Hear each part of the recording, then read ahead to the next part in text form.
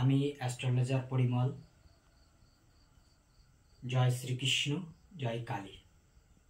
যাই হোক, আজকে আপনাদেরকে যেটা বলবো সেটি হলো রাশি অনুসারে হাতের মাঝখানে এই নাম্বার লিখুন।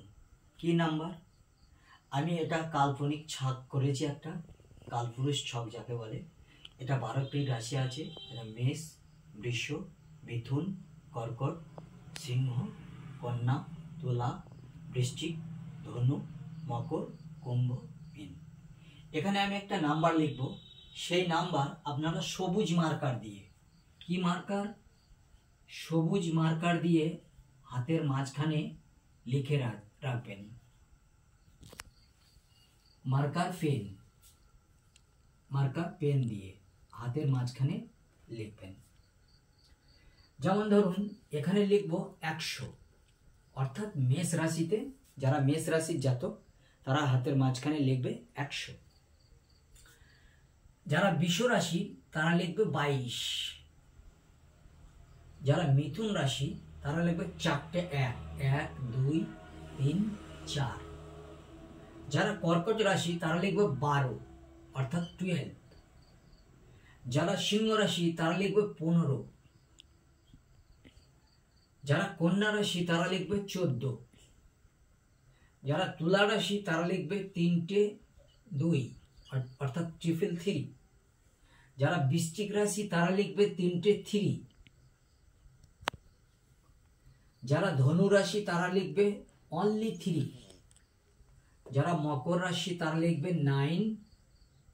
যারা কুম্ভ রাশি তারা লিখবে 4 × 4। আর যারা সর্বশেষ মীন রাশি তারা লিখবে 3 × 3।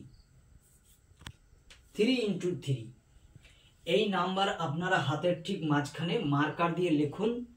তারপর দেখুন ম্যাজিকের মতো ফল দেবে, কারণ এটা সংখ্যা তত্ত্ব, এটা একটা নিউমারোলজি পাওয়ার। রাশি অনুসারে কিন্তু কোনো রত্ন পাথর পরিধান করা যায় না। আমরা লগ্ন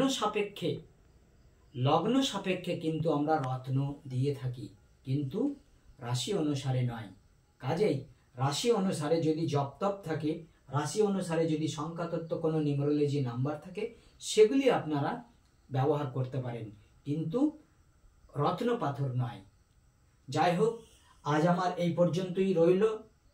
আমার ভিডিও আপনারা দেখছেন, যদি ভালো লাগে তাহলে আপনারা আমাকে অবশ্যই একটা লাইক দেবেন, সাবস্ক্রাইব করে রাখবেন, আর আপনারা ভালো মন্দ যেটা বুঝবেন সেটা আমাকে কমেন্ট করে অবশ্যই জানাবেন। আমি এখন নতুন চ্যানেল খুলেছি, আমি ইউটিউবে চ্যানেল খুলেছি পরিমল মণ্ডল। সার্চ করলে আপনারা অ্যাস্ট্রোলজিতে যাবেন, পরিমল মণ্ডল সার্চ করলে দেখতে পাবেন।